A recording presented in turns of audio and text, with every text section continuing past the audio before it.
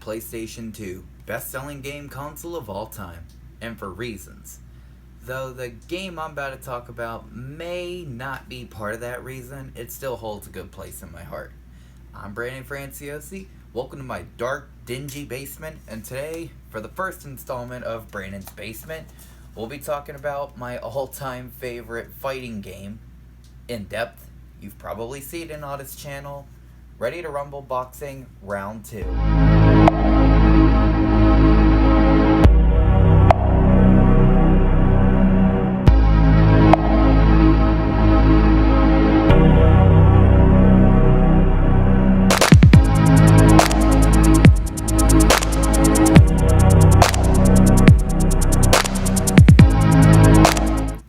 Midway was a gaming company until 2007 when they had to declare bankruptcy, but no name was better held under this company's belt than Mortal Kombat. Mortal Kombat is probably the most popular fighting franchise to this day. But what everyone tends to forget is that there was another franchise that Midway had, only this one had a celebrity endorsement.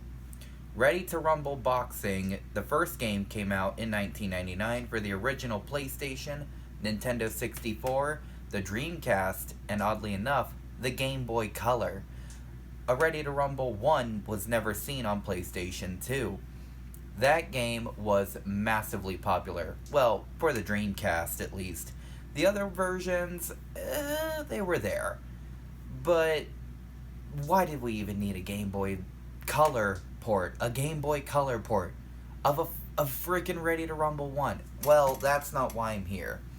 So, the Dreamcast was doing okay for 1999. Then 2000 rolls around, and Ready to Rumble 2 is coming.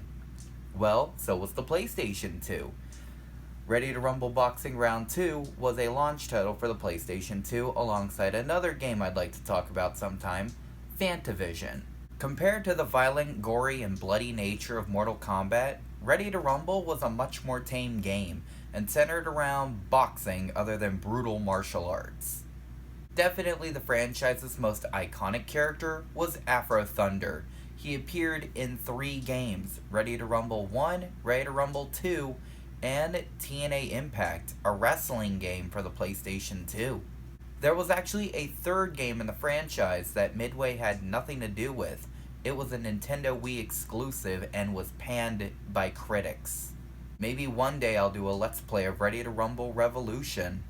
But right now, let's pop in Ready to Rumble Boxing Round 2 and see what it does.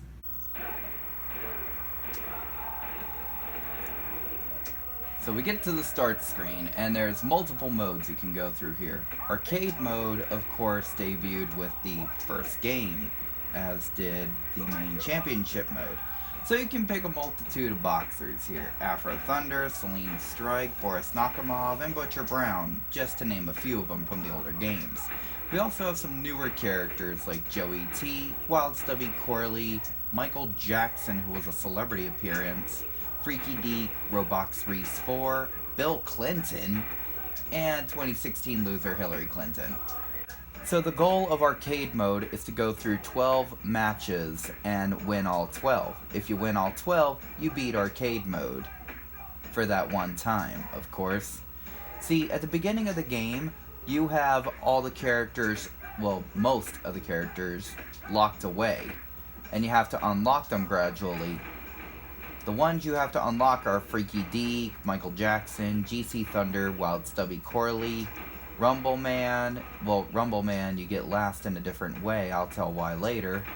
Hillary Clinton, Bill Clinton, Roblox Reese 4, Rocket Sam Che, Freedom Brock, and Shaq. It's not that hard, really. Championship mode is where you can pick a boxer and play as them through a sort of a career mode. For example, you could play as Big Willie Johnson or Joey T or Freedom Brock. I think the only characters you can't play as here are the celebrity characters in Rumble Man. So you start at day 1, your own gym, and basically it's an abandoned old shanty building with a bent sign out front. Ultimately, the goal is simple. You train your boxer, with jump rope or speed bag, heavy bag, sway bag, rumble pads, rumble aerobics, and weightlifting. And you can opt to do vitamin supplements such as Vitamin Program and Rumble Mass. But you need money for these. Vitamin Program is $10,000, and Rumble Mass is a whopping $25,000. For example, let's do Speed Bag, and you can do them on various levels to improve your stats. 1 to 10, of course. We'll do level 10, and then you can scroll through the calendar to set your training. That $sign is a prize fight. Prize fights, if you win them, give you $2,000. Or you could go right to the title fight. You can't go past the title fight, though. Title fights, you do those to progress through the game. Like arcade mode, your goal is to beat 12 title matches and become champion. But I'm going to do the prize fight. Now, to get to the prize fight, you need to do the day before it. So the fight's on March 2nd, you want to stop at March 1st. If you go to March 2nd, you're going to miss the fight. Speed bag. Your goal is to punch the bag as much as you can. Square and triangle. Just mash buttons. There's no real strategy with this. It's just mash the buttons. And throw hooks, too. For triangle, you want to press the right button. For square, you want to press the left button. And you got to be quick. The time is going, and your score will go down the more you stall. This isn't really how Speed Bag works in real life. 192% champion. Not bad, not bad. Let the game save.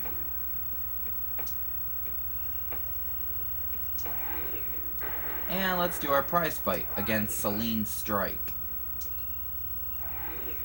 Now, when you become champion in championship mode, you unlock these special champ outfits for the characters. They vary for each character. Big Willie Johnson, because he's an old-style fighter, will become black and white, like in an old movie. Celine Strike will acquire this good-looking bodysuit. So, basically, it's your typical run-of-the-mill boxing game. Square, triangle, X, and circle are the attacks. You can hit like normal, or you can use up, down, left, and right to make the blows more devastating. Now these letters here, that's your rumble meter.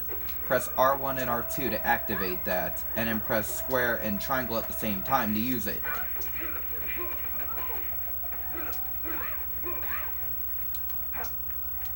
There's 3 types of rumbles in Ready to Rumble Boxing Round 2. You have your standard rumble, which is that. You have the Tier 2 rumble, which is where the letters are all red. This is a much stronger rumble flurry. And then you have the ultimate one, which knocks him out of the ring in one punch. Now, there's a cheat code I can do for that, so I can demonstrate it right away. And I did it wrong. So, you know what? We're just gonna progress. Come on, come here, Celine. See, I depend on, like, the uppercuts for the matches, because it's the best attack. It stuns them, too, after a while.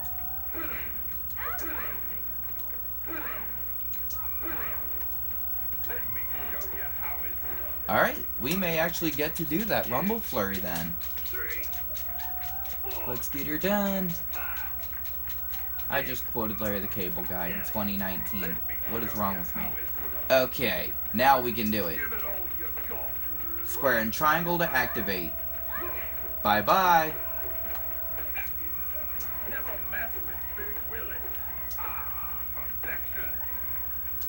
You can also taunt in this game, I forgot to add too.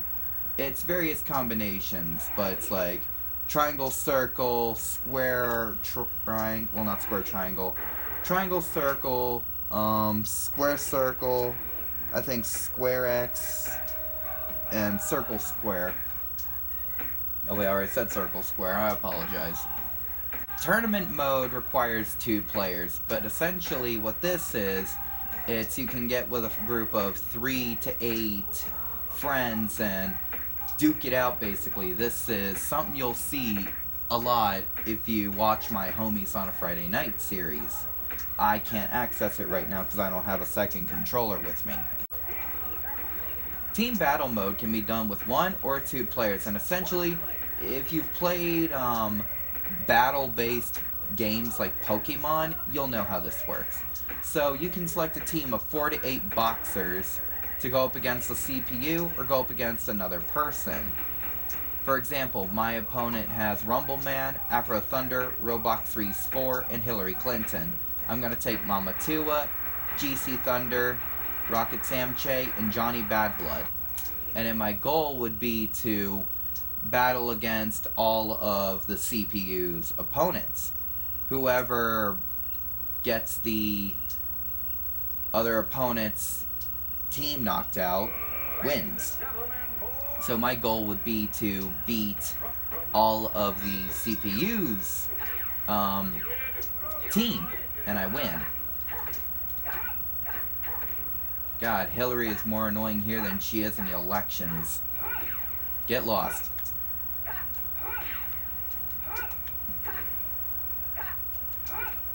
Oh, and there's special moves too you can execute. For Mama Tua, back triangle, forward triangle. They all got some really good moves with them.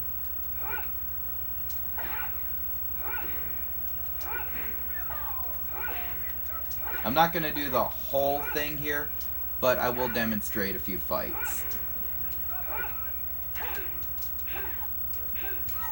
Just jab, and she's dead.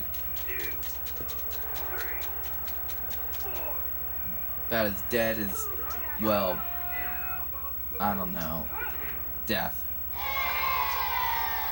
Alright, the Tier 2 Rumble. Now we can demonstrate this.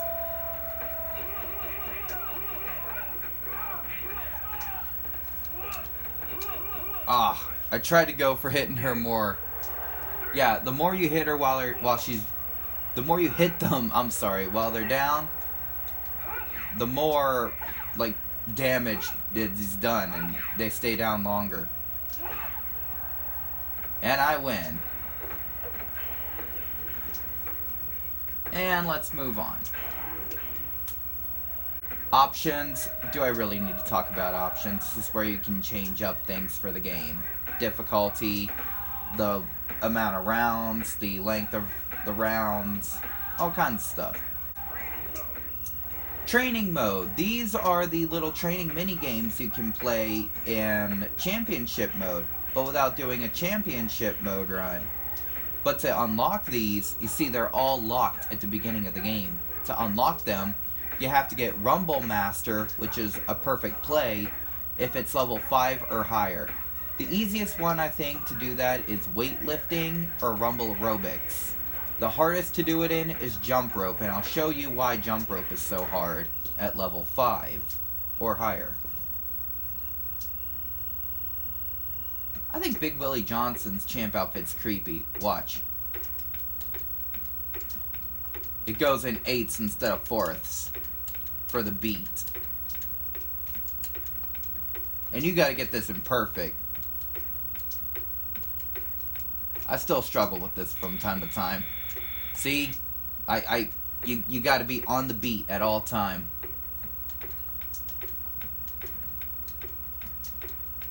I don't even remember how I did this. It was tough.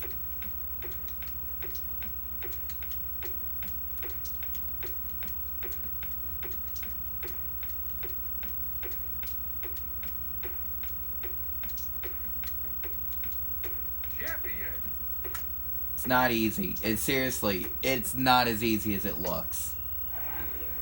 And the easiest is weightlifting, and here's why. Here, for example, alright, let's take it to level 5. Because this is where you gotta get Rumble Master or better to unlock it.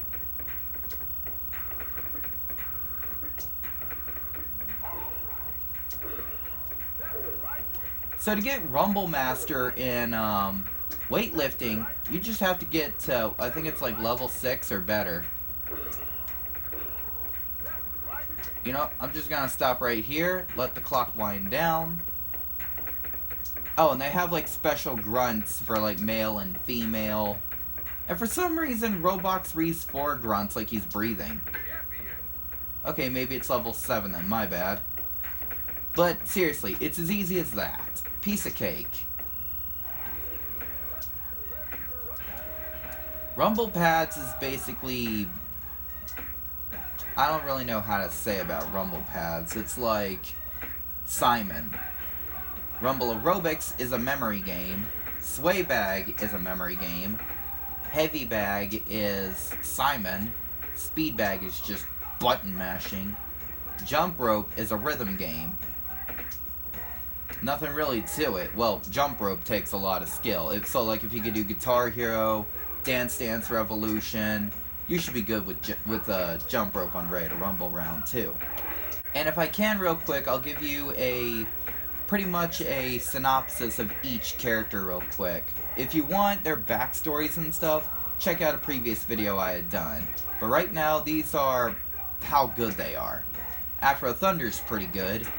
Celine Strike, she takes some getting used to, but she's good. Boris Nakamov's annoying to fight against, and he's not really the best of them. Butcher Brown can be really good. Angel Rivera, he's okay. Mama Tua is kinda OP. She's a tank, she may be slow and hard to hit, but she can deliver a punch. Joey T is the same way as Mama Tua. He's slow, he's got not as good defense as her, but pretty good defense, and his hits come hard. Jet Iron Chin is the most annoying character audio-wise. Basically, every time you punch, it's because he's, of course, the Asian ninja character.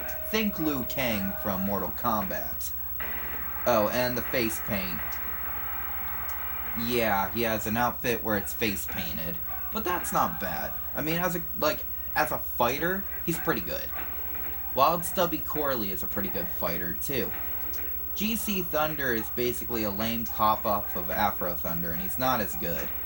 Michael Jackson's annoying to use. I mean, he's pretty cool, and he actually choreographed his actual moves, though he didn't voice his own character. But Michael Jackson, he's not garbage, but he's not the best either.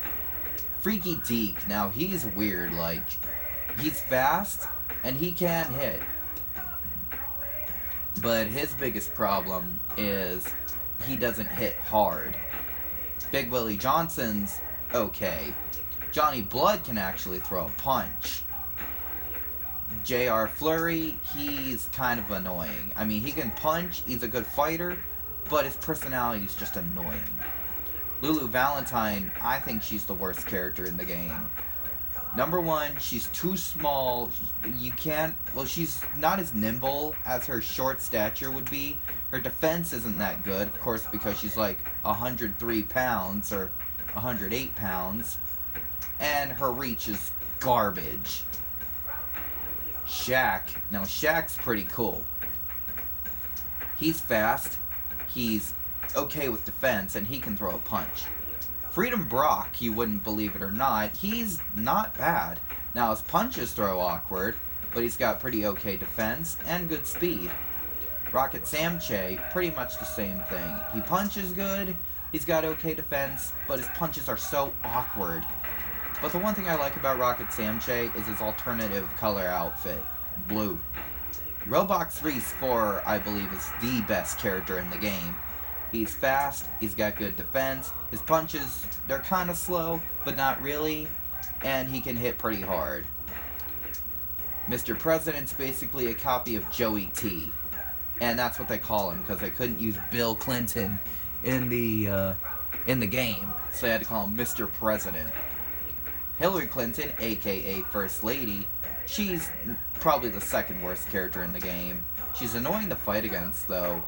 But, like, to play as, she's not really that great. Probably the best thing going for her is her special attack, which is like she winds up the punch and then she throws it.